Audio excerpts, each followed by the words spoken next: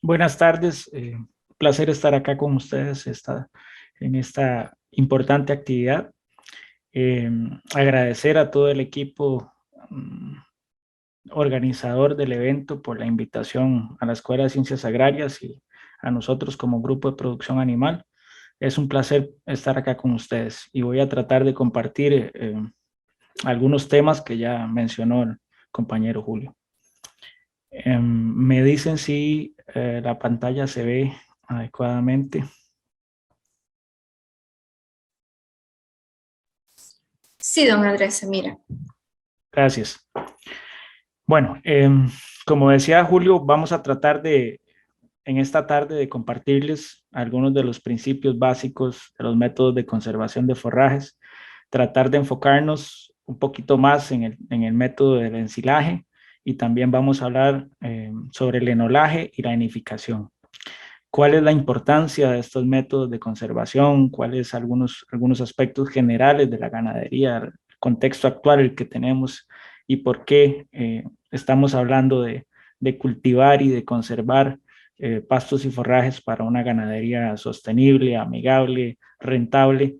Eh, y tal vez voy a dar inicio para mencionarlo. Algunos de los aspectos de la agenda que quiero compartir con ustedes el día de hoy. En primer lugar, está relacionado un tema del escenario actual de la ganadería y ahí pues vamos a hablar un poquito sobre las incidencias actuales, cambio climático y otros factores en los cuales representan un riesgo y debemos pues empezar a prepararnos para tratar de buscar una ganadería rentable. También vamos a hablar del ensilaje como método de conservación de forrajes y ahí pues vamos a hacer especial énfasis en algunos principios básicos del proceso y también vamos a tener la oportunidad de mencionar algunos de los indicadores de calidad de un ensilado, tanto en finca, que podríamos hacer una evaluación sencilla, como a nivel de laboratorio o de indicadores de fermentación. Posteriormente, quiero compartir con ustedes algunos principios sobre la enificación y dado a que el público que nos acompaña el día de hoy, pues en su mayoría son productores, vamos a hacer énfasis o especial énfasis en procesos artesanales de enificación. Y pues la intención es cerrar con unas consideraciones finales relacionadas con su utilización, su recomendación como suplemento en la alimentación de rumiantes. Quisiera arrancar diciendo que definitivamente los animales siempre necesitan ser alimentados todo el año y eso es una constante, ¿verdad? Por lo tanto, los requerimientos nutricionales en una ganadería de engorde como en una ganadería de leche van a ser constantes si queremos mantener una producción a través de los meses y que sea pues sostenible y buena. También quisiera mencionar acá que estamos en zonas tropicales que tienen grandísimas ventajas para la producción de pastos y forrajes, sobre todo especies C3 o C4 que tienen un crecimiento acelerado, pero también tenemos la desventaja de que existen estaciones bien marcadas en la cual pues una nos llueve con mucha frecuencia, algunas veces más de lo debido, y en otra pues el agua es una limitante y sabemos que cualquier cultivo y los pastos y forrajes no están exentos a ello, necesita agua para crecer. El agua es el medio por el cual los nutrientes se transportan del suelo hacia la planta y por ende pues es de suma importancia contar con niveles adecuados de precipitación para tener forrajes de buena calidad. También es imprescindible aprovechar los excesos de forraje que se producen en la época lluviosa y que luego en la época seca, pues definitivamente nos llegan a hacer falta. Es importante también mencionar que por este escenario o estos aspectos que les estoy comentando, conservar los forrajes y subproductos agrícolas en formas de ensilaje y enificación definitivamente se convierte en una necesidad en la ganadería actual. Y también las condiciones climáticas son de suma importancia para poder definir el tipo de método de conservación que vamos a utilizar en finca. Y más adelante, cuando hagamos énfasis en los diferentes tipos, pues vamos a hablar un poquito de por qué el clima condiciona la utilización de uno u otro en nuestras fincas. También el propósito de todo este trabajo y de todos estos aspectos técnicos productivos que vamos a tratar de implementar, pues definitivamente es llegar a garantizar una ganadería sostenible, productiva y rentable.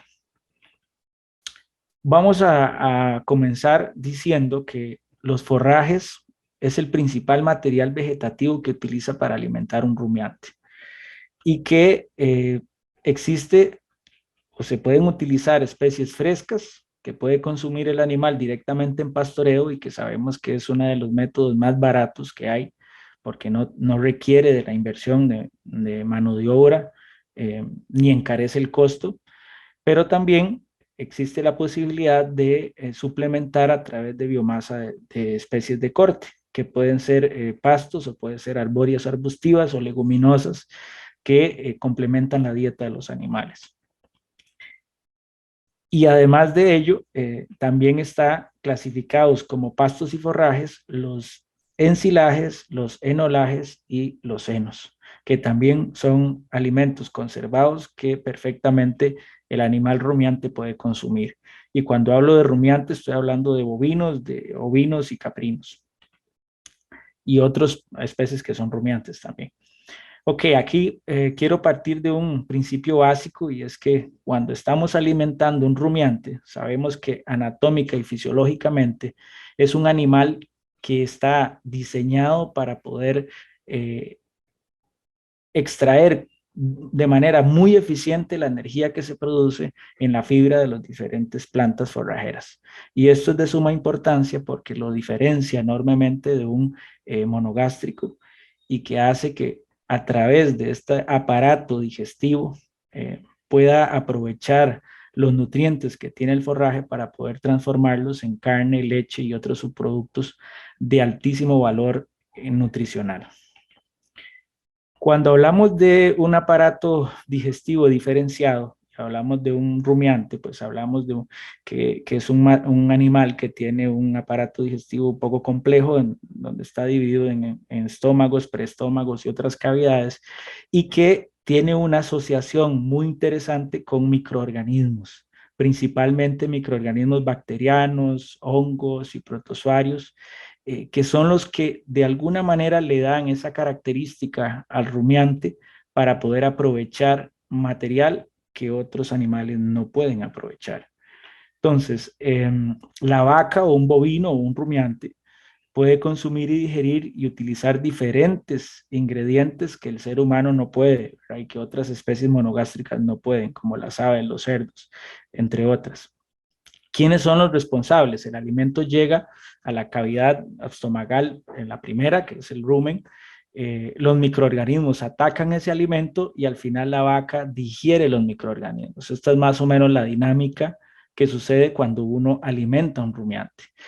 Pone el alimento, los microorganismos lo atacan, lo digieren y el animal pues aprovecha los nutrientes que también están alojados en los microorganismos. Es una lógica que nos permite pues hacer un uso muy eficiente de los recursos. Ahora, sabiendo estos principios básicos del rumiante, ¿qué factores afectan la productividad y calidad del forraje? Porque aquí nos vamos a concentrar en los pastos, en los árboles, arbustos y otras plantas que tenemos en finca y que podemos utilizar para la alimentación.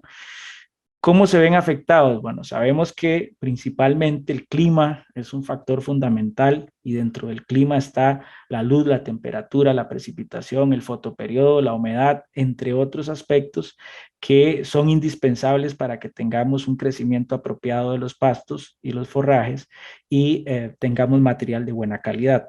Otro aspecto fundamental es el suelo. Recordemos que el suelo es la base de cualquier sistema productivo y por ende su pH, su pendiente, su drenaje, si es salino o no, su fertilidad y su macro o microfauna son fundamentales para poder determinar la productividad y la calidad de un material forrajero. Dicho esto, también no podemos dejar de lado que hoy en día estamos en una realidad climática muy distinta y que según la IPCC en los últimos 15, 16 años hemos tenido un calentamiento significativo. Inclusive se habla de un pico más alto de calentamiento en los últimos 30 años. Y esto hace que el escenario productivo, agrícola, pecuario, pues tenga que adaptarse a estas condiciones. Y tenemos que pensar no solamente en tener forraje que sale de manera espontánea en nuestras fincas, sino también pensar realmente como agricultores, cómo buscar las especies que se adapten, plantarlas, cuidarlas, crecerlas, precisamente para utilizarlas como fuente forrajera. También esto no es ajeno, ¿verdad? Ese escenario es mundial en Costa Rica y tal vez hablo del medio costarricense porque es el que más conozco. Ya tenemos reportes de aumentos de temperatura, por ejemplo, del año 1825 al 2013 hay un incremento de medio grado en Valle Central. Y esto pues está bien registrado y conocido por los investigadores y nos hace ver de que nos estamos enfrentando a una situación distinta. El otro aspecto es cómo normalmente la productividad y el crecimiento de los forrajes coincide con la precipitación. Vean acá, por ejemplo, en esta gráfica, los 12 meses del año están graficados junto con picos de producción de forraje. Y aquí podemos ver cómo coinciden las producciones de forraje versus la precipitación. Y eso pues es algo que tenemos bien conocido a la fecha. Esta, por ejemplo, gráfica, me gusta presentarla porque representa los meses del año en la finca experimental nuestra, en la universidad, en la cual tenemos un hato de vacas Jersey en lechería y podemos ver la relación que existe entre la disponibilidad de biomasa, que en rojo está en seco y en cafecito está en verde, versus la precipitación, que está marcada en esta gráfica. En los momentos de mayor precipitación, que tenemos meses de hasta de 400 milímetros acumulados, es donde coincide normalmente la mayor producción de forraje. Ustedes pueden ver acá. Y cuando tenemos precipitaciones bajas, pues obviamente hay disponibilidad de forraje bajo.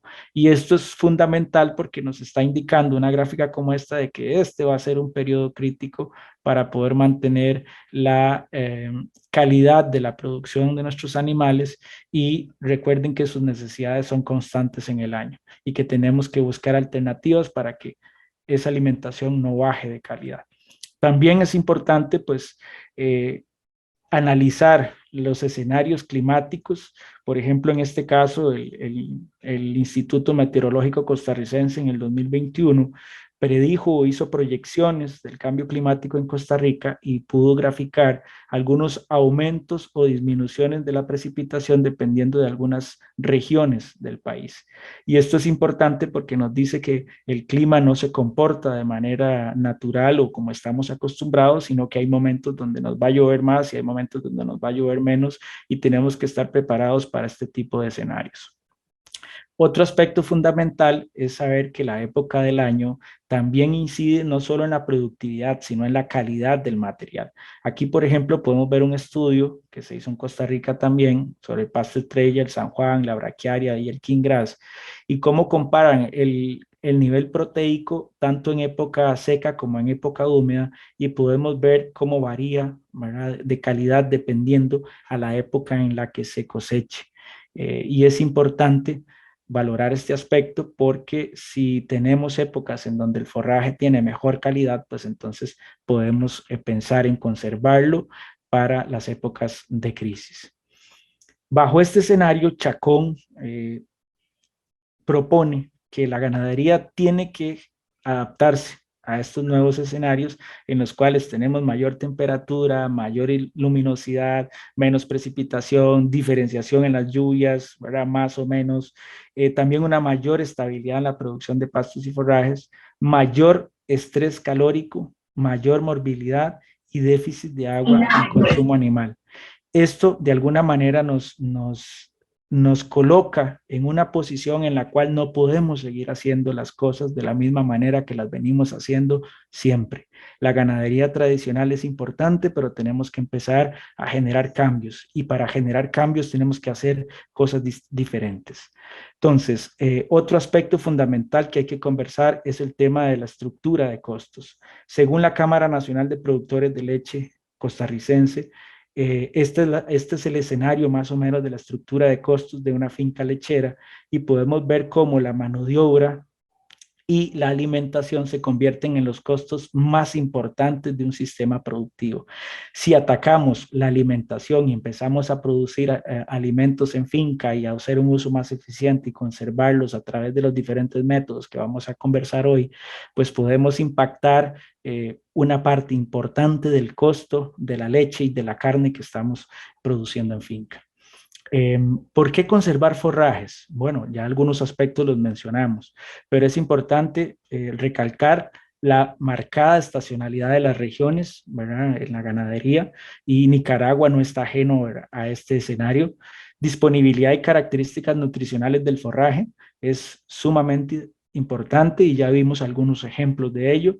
La escasa planificación para la alimentación. En muchas ocasiones no nos preparamos para la época de crisis ni nos preparamos para una sequía o una inundación fuerte.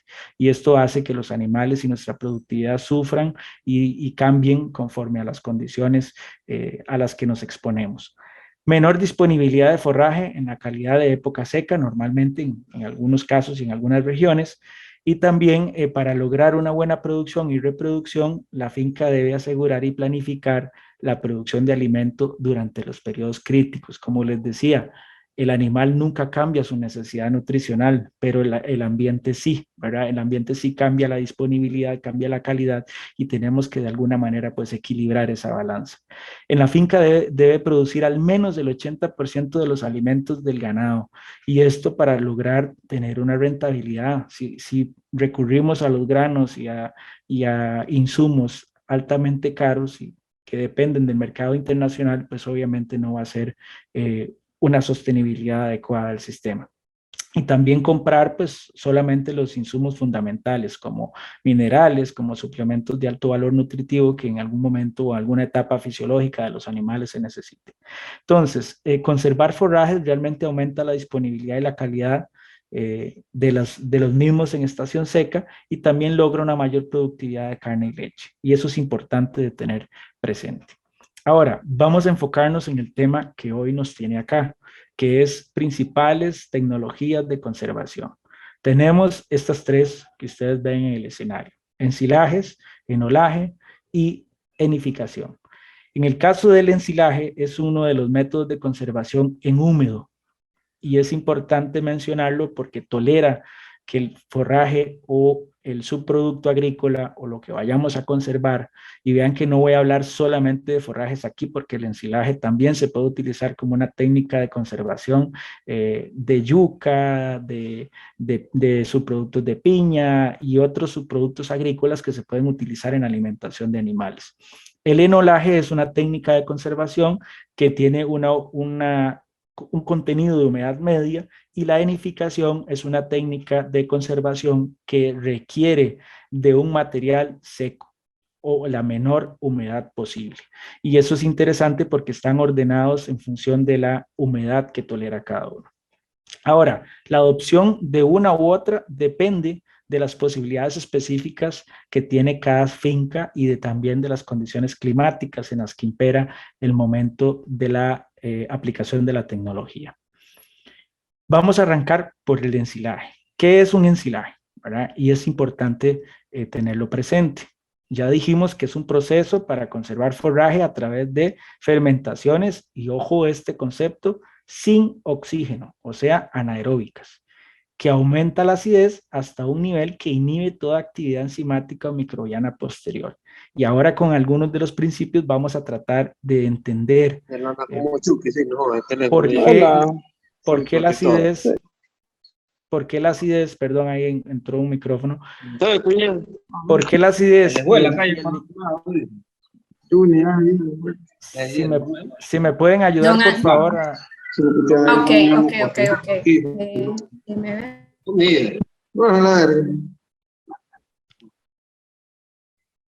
Gracias. Creo que ya ahora sí. Sí, Ok. listo, Andrés. No me salía aquí reconocido. Muchas gracias. Gracias. Ok, entonces vamos a hablar por qué un aumento de acidez o un aumento de pH hace un medio estable y que permite que los microorganismos no consuman los nutrientes que queremos preservar para darle a los animales en el futuro. Y esto lo vamos a hablar un poquito más adelante. También quiero que reconozcamos en este nivel que el producto que se obtiene de este método se llama ensilado y la estructura que utilizamos o la instalación o el medio para hacer el proceso se llama silo. Y eso es muy importante porque los conceptos cambian, ¿verdad? No es lo mismo hablar de ensilaje, de ensilado o de silo. Y es importante tenerlo claro. Ahora, esta otra definición de don Félix Ojeda me gusta mucho porque dice que es un producto de conservación de un alimento mediante un proceso sin oxígeno, pero también le agrega el concepto de estado húmedo y nos hace ver que es un método de conservación que permite que el forraje tenga humedad. Y ojo con eso, que ahora vamos a hablar un poquito y detallar cuánta humedad requiere para poder tener un ensilaje de buena calidad. Ausencia de oxígeno. Bueno, yo me imagino que ustedes han visto muchos ensilajes en algún momento que se comercializan, que se venden o que se hacen en finca y todos tienen una constante y es que están tapados con un plástico de polietileno hermético o están en un recipiente completamente sellado, hermetizado o están en un montón y eso no es casualidad, es porque necesitan estar sin presencia de oxígeno para que se dé el proceso de fermentación que más adelante vamos a conversar. Ahora, este objetivo me gusta porque dice que el objetivo del ensilaje es reducir el pH, producción de ácido láctico, que es el ácido que nos va a acidificar el medio, y ahora vamos a hablar un poquito de eso. ¿Para qué? Para evitar que los microorganismos que están ahí en el forraje, llámese de manera epífita, o sea, los que vienen del campo naturalmente, o los que yo inoculé, y los indeseables no crezcan y consuman los nutrientes que del forraje que tenemos o que queremos conservar para el ganado.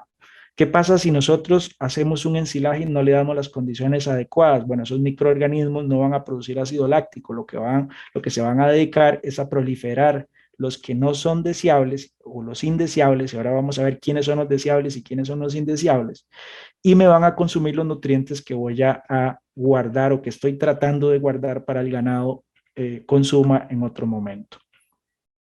Ahora sí, vamos a enfocarnos acá en los 4 principios básicos del proceso de ensilaje. Y vea que ya he mencionado algunos.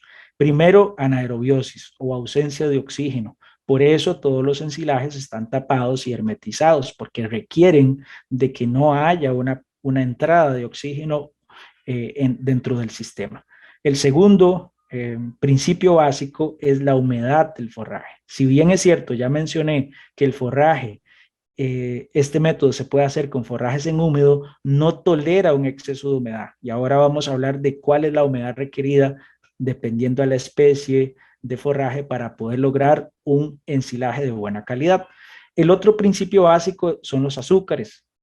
Los azúcares no son más que el medio que van a comer los microorganismos para poder producir el ácido láctico, que es el que me va a acidificar el medio. Y el cuarto principio está relacionado con las bacterias o los microorganismos que yo confío en algunas ocasiones que vienen del campo de manera natural o yo inoculo para poder asegurarme que sean las bacterias correctas que yo necesito dentro de ese ensilaje o dentro de ese proceso.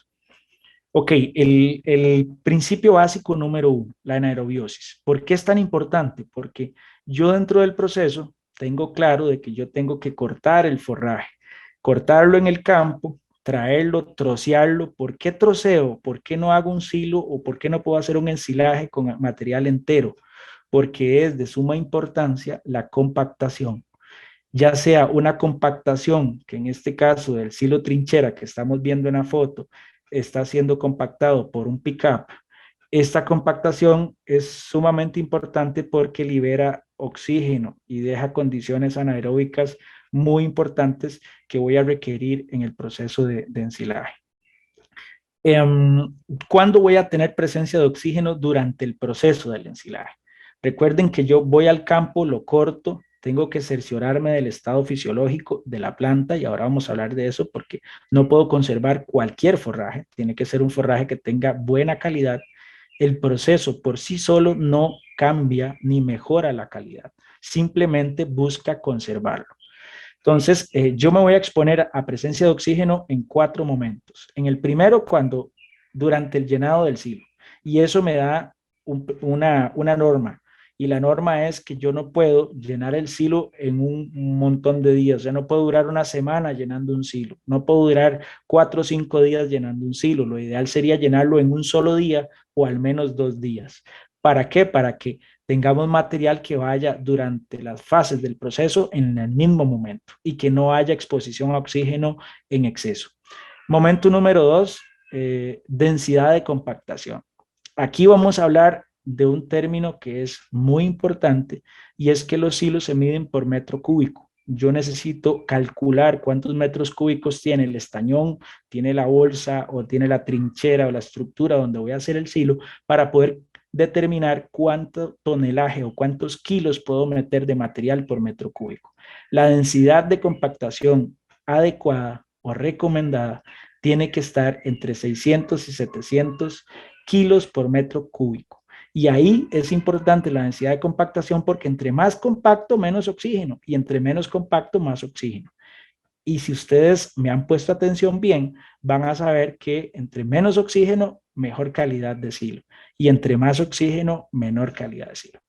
Ok, el otro momento es el sellado. Cuando ya yo terminé de hacer el silo y voy a sellar, yo tengo que asegurarme de que quede la menor cantidad de oxígeno posible. Y el cuarto momento en el que voy a tener presencia de oxígeno es cuando yo abro el silo para alimentar los animales.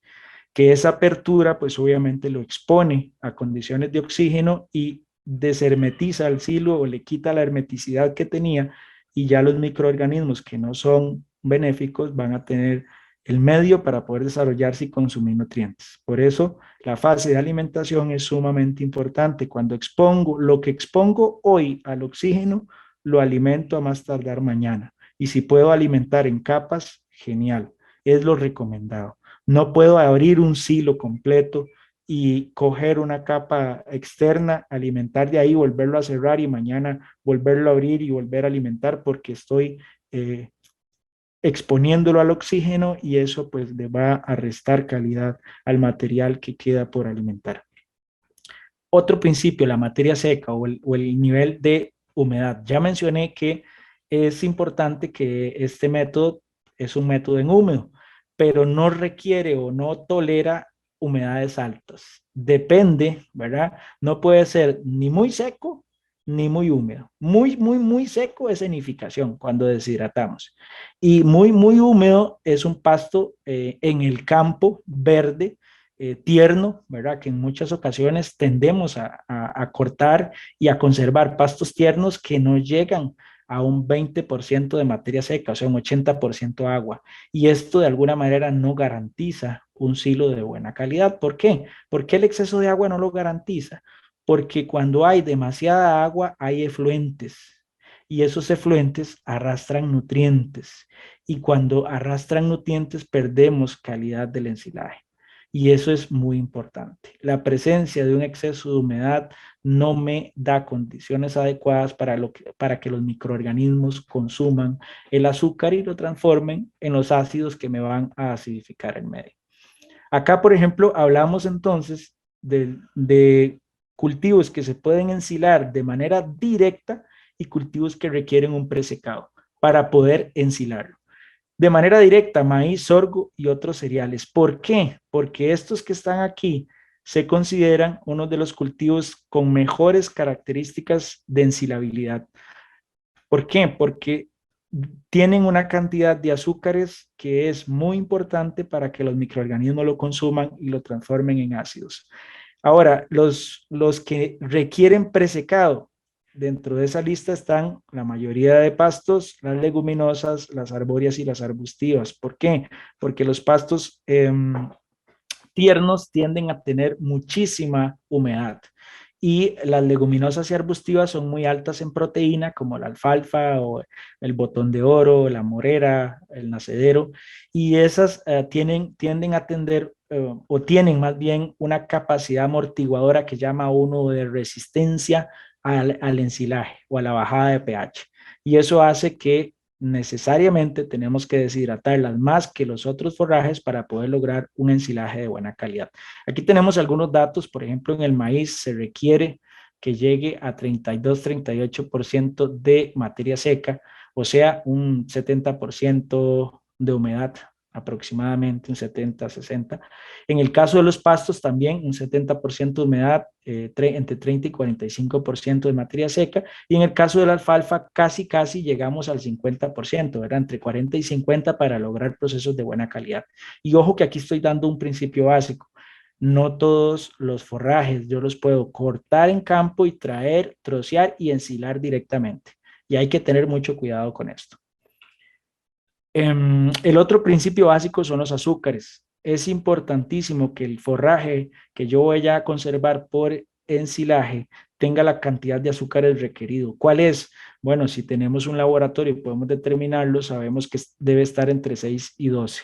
Pero si no lo podemos determinar, pues tenemos que saber que los azúcares son muy importantes. En pastos de corta, por ejemplo, los azúcares casi nunca llegan a 7 u 8%, y son niveles inclusive más bajos. Entonces requerimos de la utilización de aditivos, como está acá en la foto, que estamos agregando miel como un aditivo de azúcar para poder darles de comer, por decírselo en palabras sencillas, a los microorganismos para que produzcan ácido láctico y acidifiquen el medio y conserven el forraje sin deteriorar la calidad. ¿Por qué son importantes los azúcares? Porque son el principal sustrato de las bacterias para poder transformarlo en ácido láctico. ¿Qué hace el ácido láctico? Bueno, el ácido láctico cuando se produce acidifica el medio y conserva el material. Cuando tengo una acidez muy alta, lo que pasa es que ningún microorganismo, bacteria, hongo o cualquier otro microorganismo descomponga el material. Y entonces eso es muy importante porque logro una fase estable para conservación.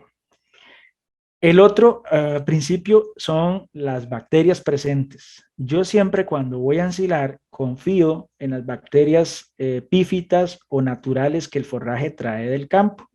Sin embargo, cuando se hacen ensilajes de tonelaje muy alto o de gran cantidad, nunca se confía en las microorganismos o las bacterias epífitas, siempre se inoculan. En la foto tenemos un silo de anillo, el cual va a sus primeras capas de compactación y se está adicionando un aditivo de microorganismos para lograr estar seguros de que están los microorganismos que yo quiero que estén dentro del ensilaje. ¿Cuáles son los deseados? Bueno, aquí está solo un grupo, bacterias acidolácticas. Esas son las que yo quiero que estén ahí presentes para que coman azúcares y acidifiquen el medio. ¿Cuáles son las indeseables? Bueno, vean en el pool, hay muchísimas y muchas de ellas vienen del campo. Las enterobacterias, los clostridium, los bacilos, listeria, levaduras, hongos, etcétera. O sea, son muchos. ¿Y cuáles son las condiciones que yo no les tengo que dar a ellos? Primero, oxígeno, porque ellos se reproducen con oxígeno. Y segundo, condiciones de calor, temperatura, humedad, que son las condiciones ideales para que ellos proliferen. Y si ellos proliferan, pierdo calidad del material y hago un silo de mala calidad. Esto tal vez, bueno, voy a tratar de ser muy específico para hablar de por qué las bacterias acidolácticas son las que yo quiero en el silo y por qué los enterobacterias no las quiero. Si yo tengo una molécula sencilla de azúcar, como esta de 6 carbonos, la bacteria acidoláctica viene y hace acción acá y produce, ¿verdad? 2 moléculas de ácido láctico de 3 carbonos y vean que no produce nada más, solamente el ácido láctico. Esta es la bacteria que yo quiero que esté en el silo. Ahora, ¿qué pasa si es la enterobacteria o cualquier otra que necesita oxígeno? Cuando se enfrenta a 2 moléculas de carbono, sí me produce los 2 ácidos lácticos, pero también me produce acético, me produce alcohol y me produce CO2. Y vean que esto es sinónimo de energía, consumo de energía, y el consumo de energía es sinónimo de perder la calidad. Y eso es lo que yo no quiero en un forraje, en un ensilaje. Ahora, estados de madurez. Vean esta foto para tratar de explicar cuál es el estado de madurez ideal para poder ensilar. No puedo ensilar un material maduro, ¿verdad? o demasiado pasado, como el que está en este lado de la foto, porque es un alimento que tiene una calidad nutricional muy baja, mucho tallo, muy lignificado, mucha fibra, con poca digestibilidad y el aprovechamiento de ese forraje en el animal va a ser muy bajo. Entonces, no es un alimento que yo pueda utilizar como ensilaje, o por lo menos no es el recomendado. Ni siquiera está recomendado dárselo fresco, menos conservado, porque recuerden que el ensilaje no mejora la calidad, ¿verdad? Y uno muy tierno tampoco puedo utilizarlo. ¿Por qué? Porque el nivel de agua es muy alto, ¿verdad? Y es un animal, perdón, es un alimento tan tierno que no me va a dar condiciones adecuadas para microorganismos, para compactación, ni el nivel de humedad que yo requiero. Ahora, la calidad nutricional normalmente de estos es muy buena, ¿verdad? Sin embargo, pierdo yo capacidad de biomasa también. ¿Cuál voy a ensilar yo idealmente? Uno que esté intermedio, que bueno, en la foto no está, pero sería uno que no sea ni muy tierno ni muy maduro, que esté en el momento fisiológico idóneo para aprovechar y que no esté floreado, ¿verdad? Que es el principio básico de cualquier pasto, forraje o gramínea o leguminosa que vayamos a utilizar. ¿Por qué? Porque la floración trasloca los nutrientes a la flor y deja sin calidad el material de tallo y hoja, que es lo que se van a comer los animales. Y por eso nunca se recomienda utilizar ningún material floreado para alimentar rumiantes. Procesos de fermentación. Ok, hablando de los procesos de fermentación, tenemos que, vamos a ver aquí qué pasó.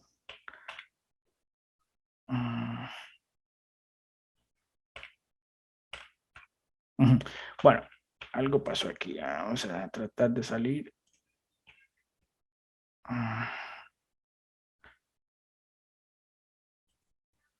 Ok, procesos de fermentación. Ahí me disculpan que se pegó la lámina. Ok, dentro de los procesos de fermentación tenemos 4 y esas fases, primero está la anaeróbica, la fermentación acética, la láctica y la estabilidad.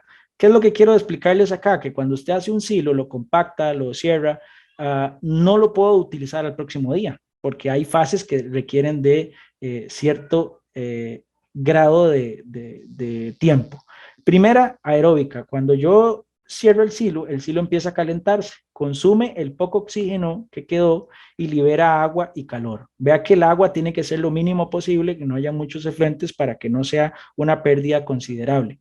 Fermentación, bueno, la primera fase de fermentación arranca del segundo al tercer día y aquí es donde yo quiero que las que proliferen son las bacterias acidolácticas. Sin embargo, en estos primeros días, como todavía hay oxígeno y no hay condiciones completamente idóneas, hay alguna fermentación acética que le permite a las bacterias facultativas pues ir disminuyendo el pH, pero no de una manera agresiva.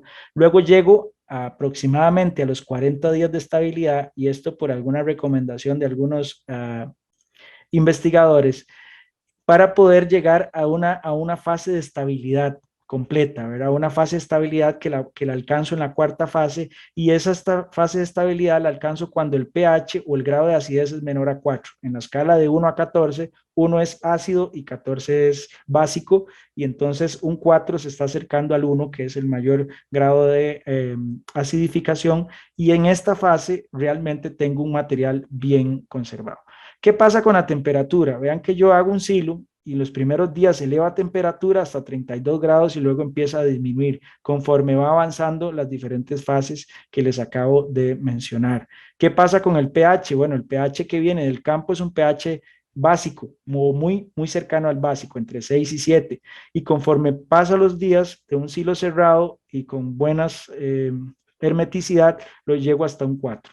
Y eso es importante porque esta es la fase de estabilidad que yo quiero alcanzar. Rápidamente, ¿qué pasa con los microorganismos? Bueno, vean que al principio tengo oxígeno, el oxígeno baja en la fase aeróbica, el pH se mantiene. ¿Cuándo desciende el pH? Cuando estamos cerca o pasamos la fase anaeróbica y las bacterias acidolácticas empiezan a reproducirse y alcanzar un nivel que baja el pH y estabiliza el medio. ¿Cuándo yo vuelvo a cambiar esas condiciones? Cuando yo doy el alimento a los animales o lo destapo, abro el plástico para poder alimentarlo, el oxígeno vuelve a entrar, va para arriba en la curva, el pH vuelve a aumentar y las bacterias se mantienen. En este momento es crítico la alimentación también porque expongo el material al oxígeno. ¿Qué tipos de silos hay? Bueno, hay muchos y dependiendo de la tecnología de la finca, ustedes pueden usar el que mejor se adapte. Tenemos silo torre con alimentación automatizada, entrada-salida, tenemos silo paca, tenemos silo bolsa, tenemos silo estañón, tenemos trinchera elevada y tenemos también silos de montón.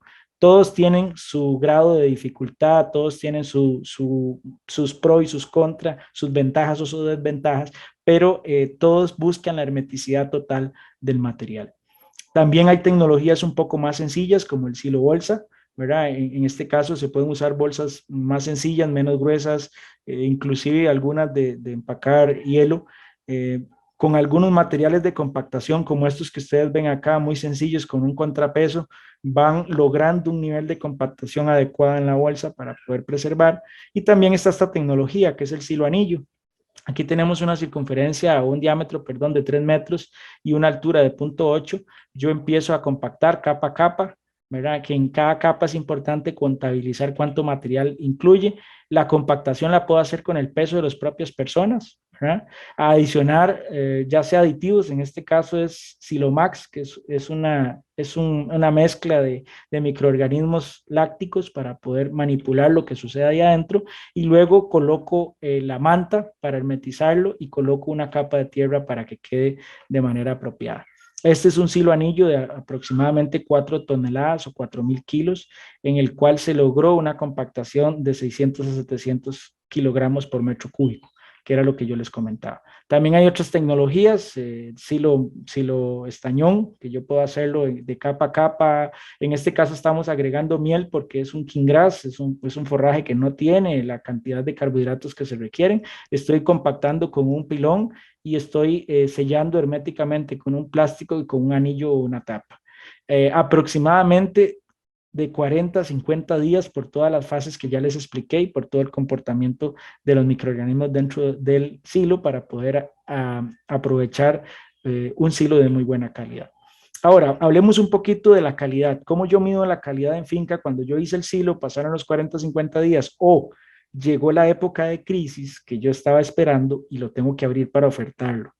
Lo primero son características organolépticas, que es como yo percibo con mis sentidos el silo. Y aquí estamos hablando de color, olor, textura y humedad. ¿Cuál es una calidad excelente o cómo yo la podría catalogar como excelente? Primero, el olor tiene que ser un olor a verde olivo, perdón, un color verde olivo, un olor agradable a fruta madura, características bien definidas, como vemos en esta foto acá, se parece muchísimo al material verde, y la humedad tiene que mantenerse sueltito, no una masa amorfa, no algo que yo aprieto con el puño y se queda como baboso, ¿verdad? Luego de aquí para acá se va deteriorando dependiendo a la coloración, al olor. Vea que ya aquí tiende a oler a vinagre ligeramente, aquí fuerte a vinagre y aquí a putrefacción, ¿verdad? O putrefacto. Aquí una masa amorfa, aquí un poquito separado hojas tallo, aquí igual, y ya una masa amorfa, mala calidad. Acá también tenemos humedad, igual gotea cuando yo hago la prueba del puño, digamos, cojo un poquito de ensilaje y lo aprieto, salen unas gotitas, pero si se destila un chorro, ¿verdad? Líquido, es porque está un silo de mala calidad, tiene gran cantidad de fuentes. Y también el color es un indicativo, un verde olivo como este que vemos acá, pues es un silo de muy buena calidad y un caramelo casi negro, que tal vez es muy cercano a este que tengo por acá, me indica que el silo no es de buena calidad. Ahora, no nos engañemos.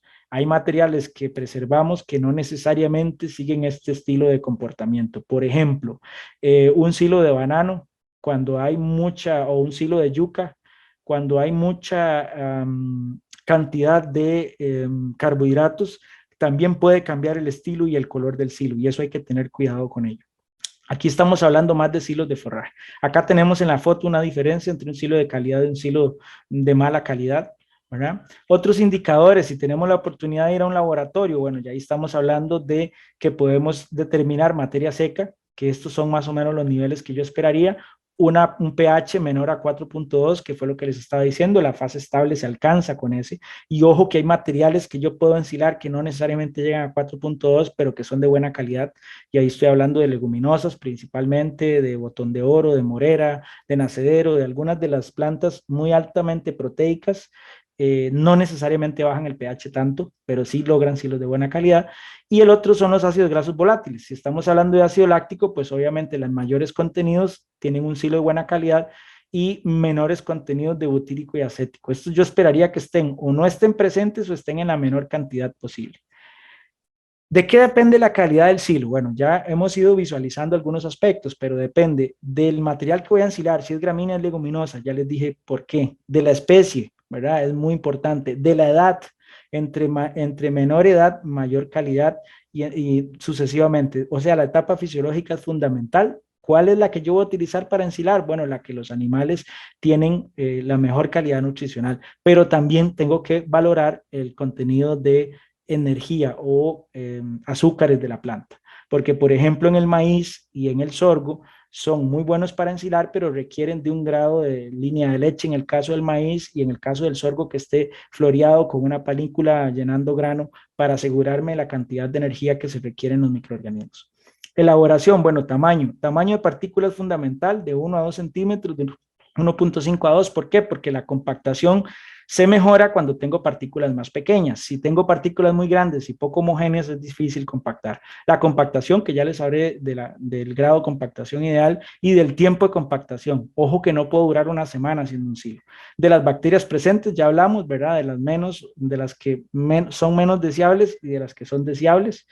Y también que puedo utilizar aditivos, ya sea sales minerales, si quiero enriquecer un poquito el material, puedo usar ácidos orgánicos para acidificar y también puedo usar estimulante de carbohidratos. Si los pastos o los forrajes o lo que voy a preservar no tiene la suficiente cantidad de carbohidratos, puedo usar miel o algún otro suplemento. Y por supuesto, cultivos bacterianos cuando voy a conservar mucha cantidad de material. Sí es importante mencionar que en un proceso de ensilaje siempre existen pérdidas, o sea, nunca va a quedar la misma calidad que estaba en el campo, en el silo. Hay pérdida mecánica, hay pérdida por respiración que vimos en la fase 1, ¿verdad? Que hay una respiración natural del oxígeno que queda, hay pérdidas durante el almacenamiento, efluente, anaeróbico y también deseables e indispensables, y pérdida en el proceso de la alimentación, que ahí es muy importante, como les decía, lo que expongo al oxígeno hoy, mañana más tardar se lo doy a los animales. Y si es un silo de trinchera o de montón, utilizarlo por capas, por caras, ¿verdad? La cara que expongo es cara que utilizo para la alimentación. Puedo usar ensilajes mixtos, ¿verdad? Y los ensilajes mixtos son muy buscados porque incrementan la proteína y aprovechan la ensilabilidad que tienen algunos materiales y el volumen que producen algunas gramíneas como el quingras, el OM22, el camerún, que son pastos que producen demasiada cantidad o demasiado tonelaje, pero que no tienen una calidad, digamos, muy buena, la puedo mejorar con arbóreas, arbustivas o leguminosas. Algunos de los que se han hecho y se han recomendado, por ejemplo, el CUA 22 o el OM 22, como ustedes lo conocen en Nicaragua, tiene una gran cantidad de volumen, un bajo contenido de proteína cruda, o no tan bajo, ¿verdad? Pero sí no se compara con algunas arbóreas arbustivas, y un elevado contenido de carbohidratos. En contraposición, el botón de oro tiene un contenido de proteína buenísimo, ¿verdad? O la titonia diversifolia, un elevado índice de consumo, una estacionalidad en la producción de forraje y también una baja ensilabilidad. ¿Por qué? Porque tiene bajo contenido de carbohidratos y un elevado contenido de proteína, por la capacidad buferante que les mencioné en algún momento. Estos son algunos de los hilos que hacemos en la estación experimental en Santa Lucía. Estos son algunos de maíces maíz que ha sido seleccionado como forrajero por el INTA, que es nuestra institución de investigación. Acá hay variedades EJN, diamantes, maíz que es blanco y que es amarillo y que han dado pues muy buenos resultados, sobre todo por el vigor de la planta, el tamaño, la calidad de la mazorca, el contenido de energía y otros aspectos. Acá pues, podemos ver algunos de los hilos de trinchera, silo de montón, silo de anillo, que hemos hecho en la finca y principalmente con maíz y sorgo, que son cultivos, como les decía, de muy buena calidad para ensilar. Esto implica que tengo que convertirme en un agricultor, o sea, tengo que sembrar, tengo que cuidar el forraje, tengo que llevarlo al punto fisiológico óptimo para poder utilizarlo. Principales ventajas de los ensilajes. Bueno, acá tenemos mínimas diferencias en el forraje verde. Esperaría yo que sea lo mínimo posible el contenido nutricional. No dependo de factores climáticos. Si yo soy un productor que hago silo y conservo mi material y llega una crisis y no hay pasto, ¿verdad? Porque no llovió, porque fue un verano prolongado o porque hubo un exceso de lluvia, tengo independencia de esos factores y puedo seguir produciendo. Equilibrar la oferta de forraje a lo largo del año, método de conservación para mejorar o se adapta a cultivos enmalezados, y esto es importante porque cuando hablemos de nidificación y enolaje, no todos podemos conservarlos a través de ese método cuando hay mucha maleza o muchas plantas que no son deseables. No tiene riesgo de incendio, las pacas sí, ¿verdad? Y sabemos que la nidificación sí lo tiene. Y luego, luego de las pasturas en el forraje se presentan con un menor costo. Digamos que podría ser un costo menor que la pastura, siempre y cuando habría que sacar la realidad de la finca, los costos, el material, la fertilización y todo lo que se utilice. Para hablar del enolaje un poquito, bueno, el enolaje es un método de conservación que está en medio del ensilaje y la nidificación. ¿Qué requiere? Un nivel intermedio de humedad, ¿verdad? Entonces yo tengo que hacer un presecado hasta llegar al 50% de humedad para poder conservarlo. Corto el forraje en el campo, lo preseco hasta un 50% y luego lo empaco. No lo puedo dejar como una paca, ¿verdad? Sin envolver. En este caso tengo que envolverlo porque requiero condiciones de anaerobiosis o sin oxígeno para poder que se dé un proceso muy similar al que ya les expliqué en el ensilaje. ¿Cuáles son algunas de las ventajas que tiene? Bueno, es un material que usted puede preservar por mucho tiempo, puede utilizar cuando verdaderamente lo requiera, puede cosechar el material en la calidad nutricional que requiere. Desventajas. Mucha gente se ha quejado con el tema del plástico, ¿verdad? Hasta cierto punto ambientalmente está bien o no usar tanto plástico. Requiere una finca plana con ciertas características, depende del volumen que usted requiera, pues va a ocupar maquinaria para poder hacerlo y maquinaria especializada, y pues el costo podría elevarse independientemente del método que usted utilice. Ahora, en la enificación, ¿verdad? A diferencia del ensilaje y el enolaje, tenemos un material que está completamente deshidratado, ¿verdad? Un proceso de conservación cuyo objetivo es eliminar rápidamente el agua. Y ojo que puse rápidamente rojo, y ahora vamos a ver por qué. Usted no puede decir que va a enificar un pasto, un forraje con un tiempo prolongado de deshidratación, porque eso es letal, ¿verdad? Eh, para la construcción de planta hasta alcanzar un nivel que limite las actividades vegetales y microbianas. ¿A qué me refiero con esto? A que a diferencia del ensilaje, que usted ocupa acidificación, en la enificación no ocupa acidificación, lo que ocupa es que no haya agua, ¿verdad?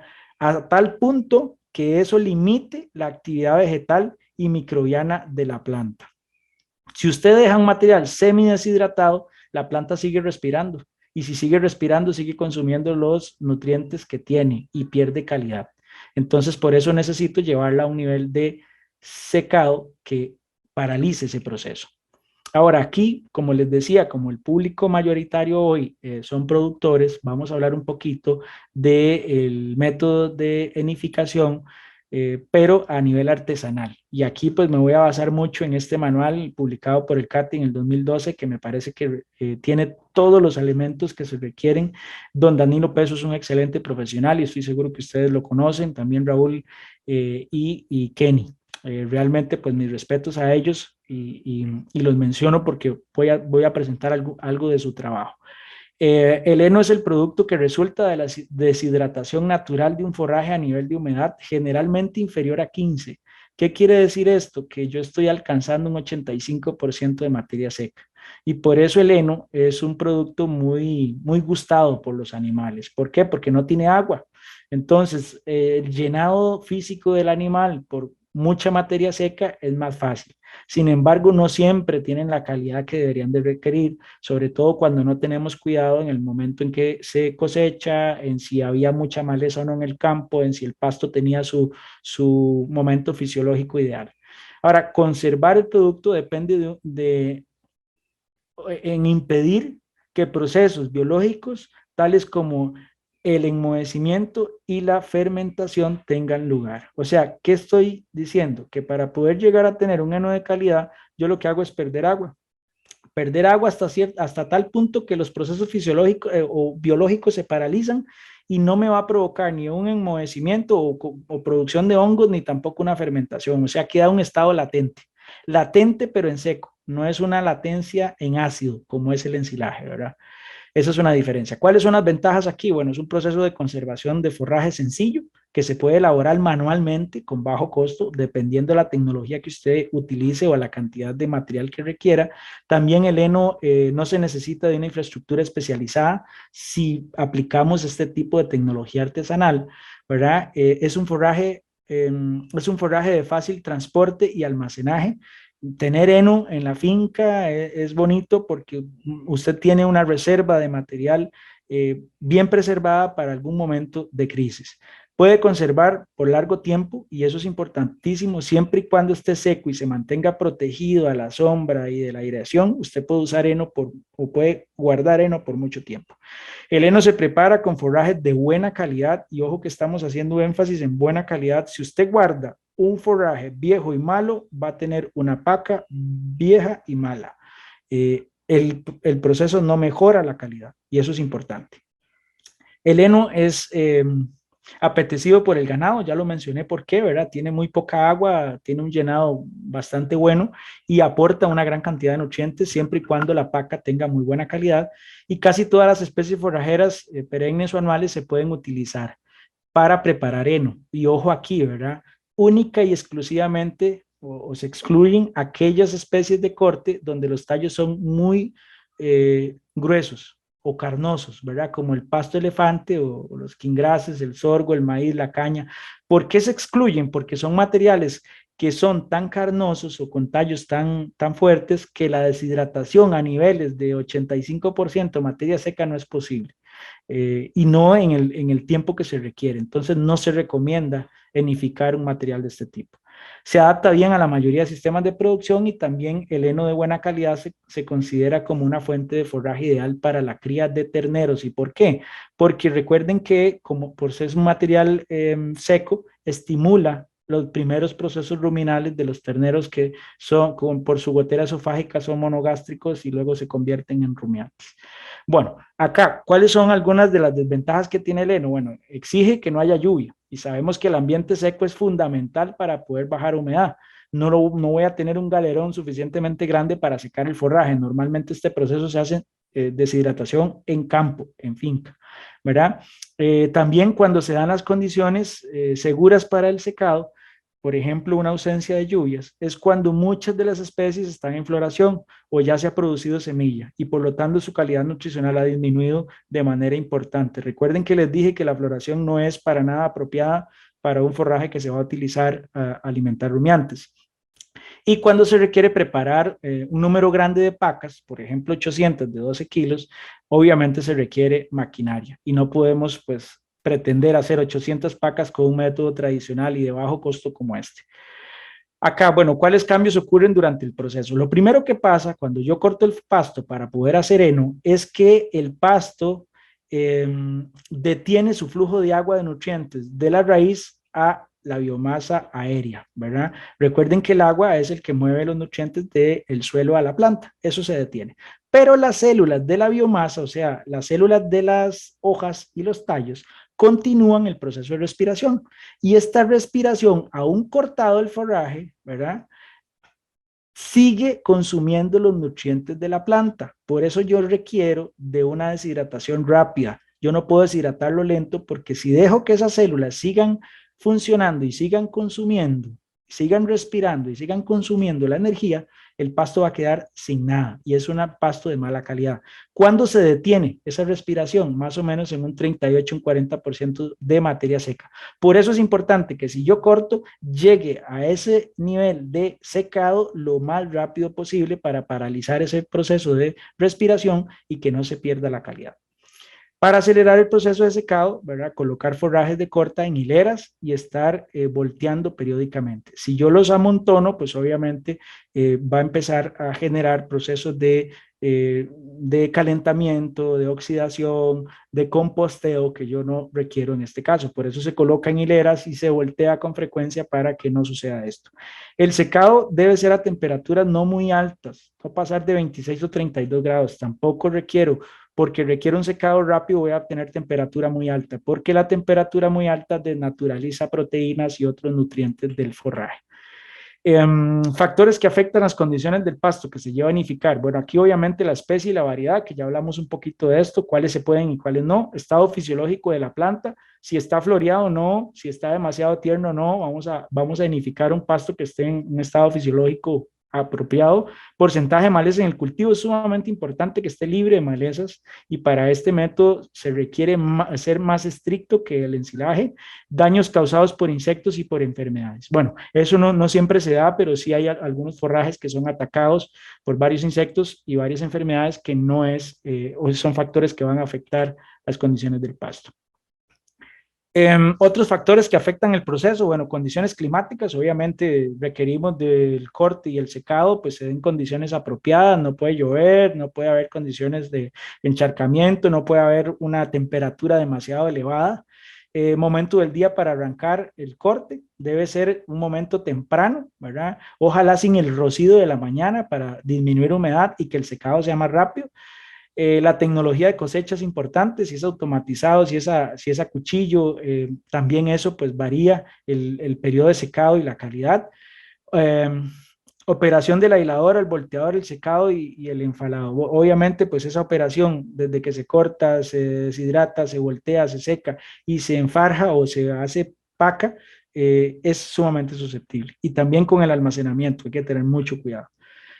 ¿Cómo preparar? Bueno, ¿qué materiales se requieren? Aquí el forraje que va a ser cortado, ya sea la leguminosa, la gramínea o ambos, y que va a ser enificado, el mecate, la piola o como ustedes le digan, que va a funcionar para amarrarlo, el embaladora, ya sea automatizada o en este caso que es artesanal, un cajoncito de madera bien hecho que tenemos ahí para poder ir compactando el forraje y unas estacas pequeñas para poder inmovilizar la estructura. Eh, Obviamente seleccionar el forraje que va a ser enificado, que aquí tenemos pues una lista de varios gramíneas que son muy apetecidas para enificar. Por ejemplo, las bermudas, las braquiarias, el pasto estrella, pasto angola, el trasbala, el suací, ¿verdad? No sé cómo le dicen en Nicaragua, si es igual, pero son forrajes que tienen características muy apropiadas para conservar. Y en el caso de las leguminosas, bueno, el maní forrajero, a pesar de que es carnoso, es bueno para ensilar. La clitoria, o también conchita azul, que en algunos lados le dicen, leucaena, el estilosantes, ¿verdad? Son algunas de las especies. ¿Cómo preparar el heno? Bueno, el manejo del área seleccionada, yo tengo que asegurarme de que esté libre de malezas, de que esté bien fertilizada, de que tenga condiciones apropiadas. El corte del forraje, ya hablamos de horas tempranas, del tipo de maquinaria, si es a cuchillo o es automatizado. El volteo y el escarpido, o sea, realmente el manejo que le dé yo para poder lograr una deshidratación rápida, el hilado y el amontonamiento. También el enfarjado, que es, bueno, lo que vemos acá abajo en esta fotografía, ir metiendo poco a poco en la estructura hasta llegar a una compactación tal que me permita amarrarlo y lograr las condiciones apropiadas. Y en el caso de la utilización, pues, bueno, en el caso del heno no se recomienda ofrecer en el piso, obviamente por el desperdicio, la contaminación que se pueda dar. Eh, También preferiblemente en comederos, si fuese el caso, y comederos elevados, ¿verdad? Que ustedes saben que el comedero elevado hace que el animal seleccione, vaya bajando material y que sea, digamos, muy apropiado para poder utilizar. Algunas consideraciones finales, ya para concluir, y creo que me llevé más tiempo de lo normal porque me emocioné, y eso es bueno, emocionarse en este tipo de temas. Consideraciones finales. Bueno, primero, el método de conservación permiten tener alimentos de alta calidad nutricional en épocas de crisis. Ojo que hemos hablado desde el principio que estos métodos de conservación se requieren para poder mantener esa calidad durante el año, los requerimientos nutricionales, y yo no voy a guardar alimentos que sean de baja calidad, voy a tratar de guardar alimentos que tengan la mejor calidad posible. Es necesario tener en cuenta que ni el ensilaje, ni el enolaje, ni la anificación mejoran la calidad del alimento, y creo que lo mencioné reiteradas veces. Este método ayuda a solucionar los problemas de alimento en la época seca y en el exceso de lluvias para mantener una producción constante de carne y leche. Creo que también lo reiteré varias ocasiones y es sumamente importante de mencionar. Una recomendación en el caso del ensilaje, no siempre se recomienda dar como alimento único en la dieta, sino acompañado de algunos energéticos o proteicos que logren equilibrar la flora que vimos que el rumiante tiene para poder desdoblar los carbohidratos y los alimentos del forraje. Y esto sería todo. Muchísimas gracias por la atención. Gracias a los compañeros por la invitación y estamos para servirles y contestarles cualquier pregunta, duda o consulta. Muchas gracias, don Andrés. Bueno, tenemos acá una pregunta. También les recordamos que pueden escribir sus dudas en la caja del chat del Zoom. Vamos con la pregunta que nos dejaron por acá, que dice, excelente capacitación.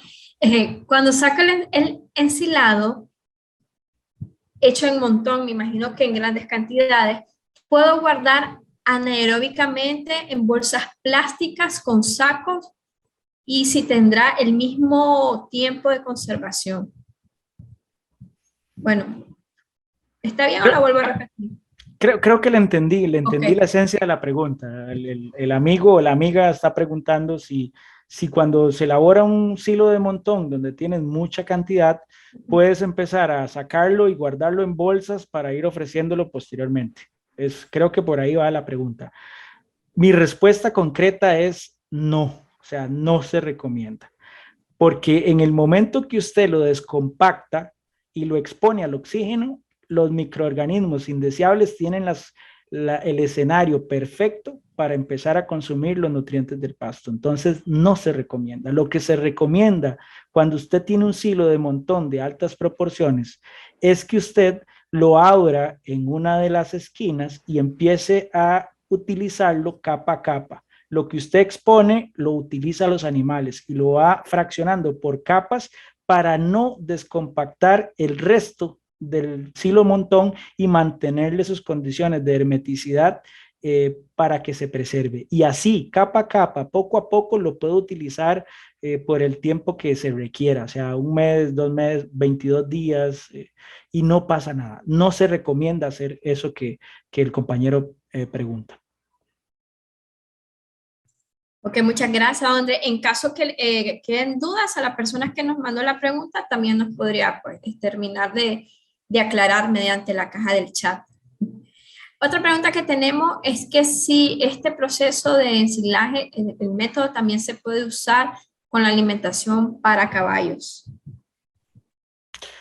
Bueno, es una pregunta que nos hacen con mucha frecuencia. Recordemos que el caballo no es un rumiante, ¿verdad? Es un monogástrico, sin embargo, tiene la capacidad también de desdoblar fibra de los forrajes a través de un ciego desarrollado.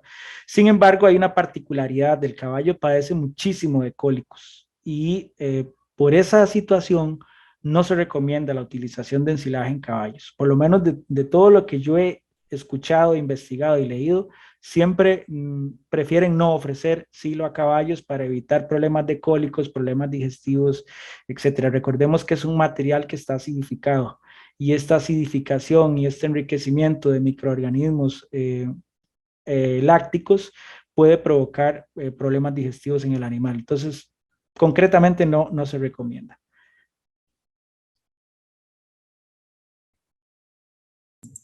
Ok, vamos con la siguiente. ¿El silo de estañón puede superar los 50 días?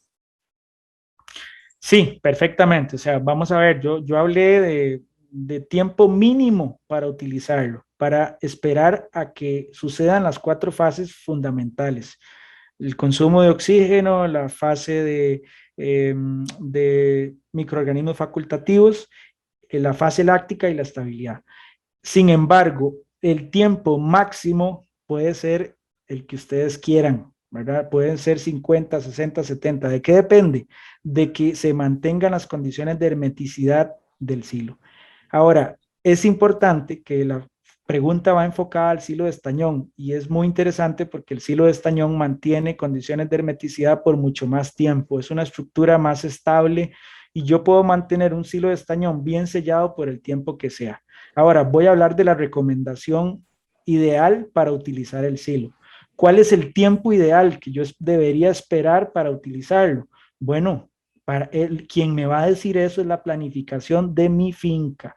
Si yo todos los años tengo un periodo de crisis, una etapa seca y no tengo forraje, lo ideal es que yo en los meses donde me llueve y tengo abundante forraje, me prepare, haga mis hilos y los utilice en la época seca. Entonces, si este ciclo se repite de manera anual, no tendría por qué guardar más material después de 12 meses o un año. Eso depende de la planificación. Lo ideal es eso, pero si yo lo quiero guardar 2 o 3 años mientras yo mantenga la hermeticidad, no tengo ningún problema.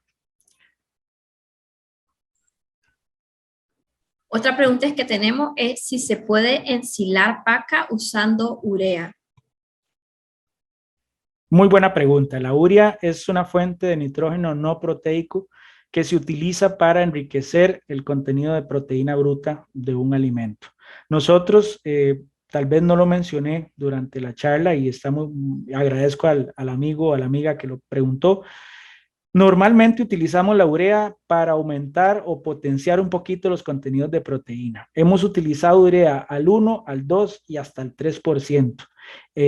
¿Cómo lo utilizamos? Capa a capa, cuando vamos haciendo ya sea el silo de montón o el silo de anillo o el silo de estañón o de bolsa, entre capa y capa vamos agregando la miel, si la requiere, ¿verdad? El contenido de energía del forraje, y pesamos o calculamos por el metro cúbico o el cubitaje que tenga el cilindro o la estructura que vamos a usar, la cantidad para darle la dosis que lleva capa a capa y poder lograr no pasarnos del 1 o del 2 o del 3%. Hasta el 3% no tiene ningún problema. Recordemos que existe el mito el mito, digo yo, de utilizar urea en rumiantes es sumamente peligroso. Y es cierto, es sumamente peligroso, hay que tener cuidado, porque es una fuente de nitrógeno no proteico muy, muy potente y que no podemos utilizar de la noche a la mañana a cantidades altas porque nos bailamos o matamos los microorganismos ruminales y esto pues obviamente perjudica el tracto digestivo. Entonces, concretamente, sí podemos usar urea, lo podemos usar en forrajes húmedos cuando conservamos ensilaje y también una práctica que hemos utilizado con frecuencia y que ha dado buenos resultados es que si tengo un pasto con mucha humedad y tengo paca y tengo urea, los combino los tres. La paca me baja el porcentaje de humedad que tiene el forraje muy húmedo y la urea me aumenta la proteína. 1 gramo de urea tiene, bueno, se considera que la urea tiene un 283% de proteína cruda, entonces es sumamente potente e importante utilizar. No tengamos miedo a utilizar en ensilajes hasta un 2 o un 3% sin ningún problema.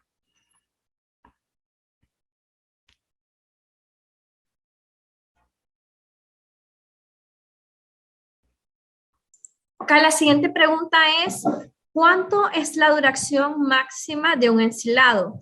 Por otra parte, a la hora de aplicar un inoculante, ¿aumenta su duración? Y si es así, ¿cuánto tiempo? Son varias preguntas en una. Vamos a tratar de ir respondiendo en orden. Duración máxima de un ensilaje. La duración máxima de un ensilaje depende enormemente de la estructura de hermetización que utilicemos. No es lo mismo la duración máxima de un ensilaje de estañón, donde la estructura es plástica, es muy estable, puedo mantener esas condiciones por mucho tiempo, que la duración máxima de un silo montón. Donde es más susceptible, donde no tengo paredes, donde posiblemente las esquinas o los bordes no alcanzaron una compactación adecuada. Entonces, la respuesta concreta es depende a la estructura de hermetización que utilicemos. Sin embargo, podría decir por conocimiento y por experiencia que en un estañón usted puede mantenerlo hasta 5 años sin ningún problema, siempre y cuando el estañón se mantenga, las condiciones de hermeticidad se mantengan. Luego dice, a la hora de aplicar un inoculante, aumenta la duración y en cuánto tiempo. Ok, recordemos que los inoculantes son de diferentes características. Pueden ser microbianos, pueden ser azúcares o pueden ser ácidos para acidificar el medio de manera no natural, ¿verdad? Por la fermentación. No necesariamente la aplicación de un inoculante te va a garantizar un tiempo más prolongado del silo. Lo que sí te va a garantizar es la calidad y que se den de buena manera las 4 fases que yo expliqué durante el proceso de fermentación. Porque la mayoría de inoculantes van enfocados en garantizar que la población de bacterias acidolácticas esté presente, de que exista la cantidad de azúcares que yo requiero para acidificar el medio y también de que aplico un ácido para acidificar el medio automáticamente. Entonces, yo diría que esto no aumenta ni baja la duración máxima, sin embargo, sí le garantiza que va a obtener un silo de buena calidad. La siguiente pregunta es si la urea la aplica en diluida o granular. ¿Cuántos gramos por estañón lo recomienda? Ok, mira, eso es una pregunta muy importante. Recuerden que yo desde que arranqué esta conversación con ustedes he dicho que uno de los puntos críticos es la humedad, muy crítico. No puedo tener exceso de humedad. Entonces, si ese es un principio básico, yo no voy a diluir nada. No voy a diluir ni la urea ni voy a diluir la miel, porque en el momento que yo diluya estoy agregando agua y no quiero agregar agua porque no es óptimo. Voy a obtener efluentes y a través de los efluentes voy a perder nutrientes. Entonces, no diluyo urea y no diluyo miel si voy a utilizar. La urea la utilizo granulada, capa a capa. En un estañón, bueno, depende del estañón. En un estañón de 120 litros por compactación a 500 kilos, yo puedo meter aproximadamente 150, 160 kilos de material y calculo al 1% sería 1 kilo por cada 100. Entonces, en un estañón de 150 meto 1,5 kilos y me aseguro de capa a capa hacerlo de buena manera. Entonces, ¿quién me va a decir qué cantidad? Me va a decir cuando yo calcule cuántos metros cúbicos tengo y el grado de compactación y cuántos kilos de material verde yo voy a poder meter en esa estructura. Y ahí yo divido entre la cantidad de capas que quiero hacer, si voy a hacer 10, voy a hacer 15, y así pues me aseguro de agregar la urea capa a capa y que quede de la mejor manera distribuida dentro del silo. Muchas gracias. ¿Alguna consulta más?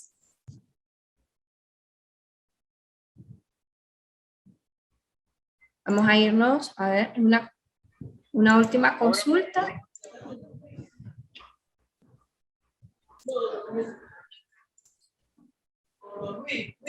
Vamos a ver.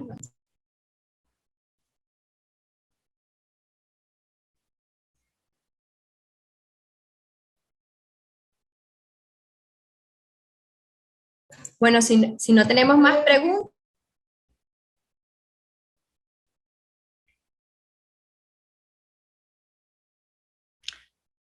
Se desactivó el audio, Jennifer. Sí, mil disculpas. Sí, bueno, si no tenemos más consulta, entonces damos por cerrada el bloque de preguntas y respuestas. Y le damos la palabra al ingeniero Julio Munguía, que es nuestro gerente técnico en UPANIC. Don Julio. Buenas tardes nuevamente. Queremos de parte del equipo técnico de UPANIC agradecer a ustedes la participación en esta charla brindada por el ingeniero Andrés Alpizar Naranjo. Esperamos que la charla haya abarcado los temas de importancia que ustedes requieren en su quehacer diario. Esperamos que en conjunto pues se haya contribuido un poco en el fortalecimiento de capacidades, conocimientos y experiencia que el colega Andrés nos presentó el día de hoy. Por nuestra parte, agradecerles también e invitarles a futuras charlas de futuros eventos que nosotros vamos a estar organizando y que vamos a estar informándoles a su debido tiempo. A la vez, Andrés, te damos las gracias y nuestro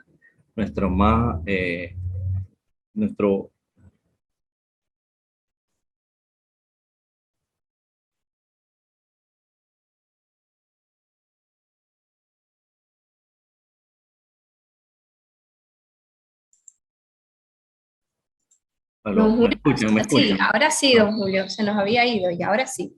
Ok.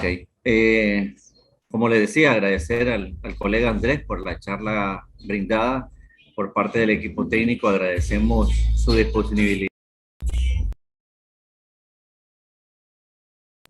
su disponibilidad para su tiempo y las experiencias que nos brindó el día de hoy. Un abrazo a la distancia a él y buenas tardes a todos. Muchas gracias, don Julio. Realmente para mí es un honor estar acá con ustedes hoy. Realmente la he pasado muy bien, disfruté mucho. Compartir un ratito el quehacer día a día que tenemos acá en la Universidad Nacional y simplemente pues agradecer a todo el equipo técnico, a ustedes, a todos los compañeros que están conectados acá en la plataforma y que nos están viendo a través de los diferentes canales, y dejar la puerta abierta. Claro que podemos seguir trabajando en conjunto y aportar lo que ustedes requieran para poder mantener una productividad y una finca pues rentable económicamente y sostenible. Buenas tardes, un placer. Muchas gracias, Andrés. Muchas gracias y buenas tardes a todos. Que tengan un excelente fin de semana.